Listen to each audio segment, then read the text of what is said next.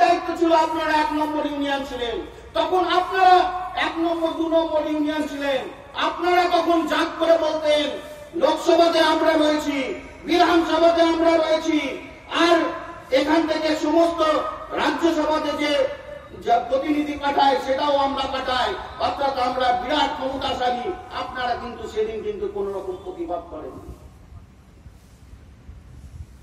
আজকে আপনাদেরও এগিয়ে আসতে হবে আপনাদের সেই পাপ স্খলনের জন্য।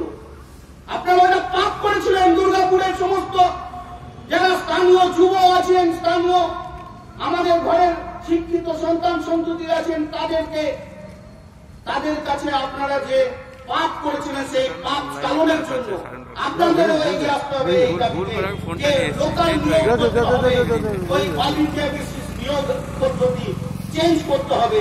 এটা যদি না করতে পারি তাহলে কিন্তু দুর্গাপুর বাঁচবে না।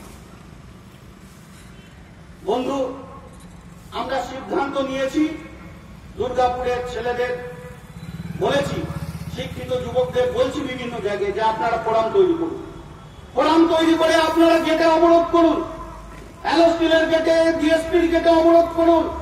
সেই অবরোধের সামনে আপনাদের প্রোটেকশন দেওয়ার জন্য যদি কেউ থাকে সেটা অন্তত আমরা গ্যারান্টি দিচ্ছি, এইচএমএস ইউনিয়নের যারা সদস্য সমর্থক আছেন তারা আপনাদের প্রোটেকশনের জন্য সামনে দাঁড়াবে।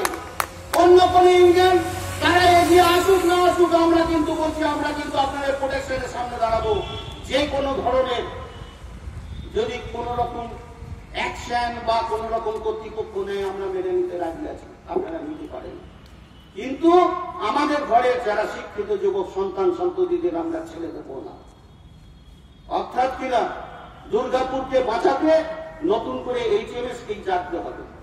এইচএমএস জাগলে দুর্গাপুর বাঁচবে, এইচএমএস জাগলে শিল্প বাঁচবে, এইচএমএস জাগলে আপনার ঘরের সন্তান সন্ততিরা এলএসপির ডিএসপিতে ঢুকতে পারবে।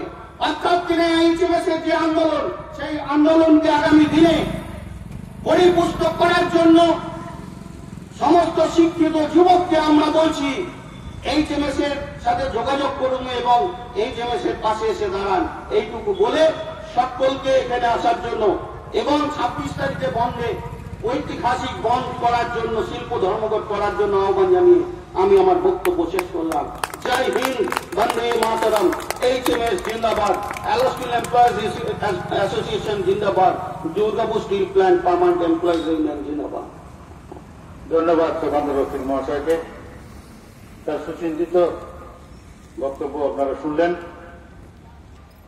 অ্যালো স্টিল এমপ্লয়িজ অ্যাসোসিয়েশন তথা এইচএমএস এর পক্ষ থেকে আজকের যে পথসভা, আপনাদের সকলকে এইচএমএস এর পক্ষ থেকে শুভেচ্ছা অভিনন্দন জানিয়ে আমরা এখানে শেষ করলাম।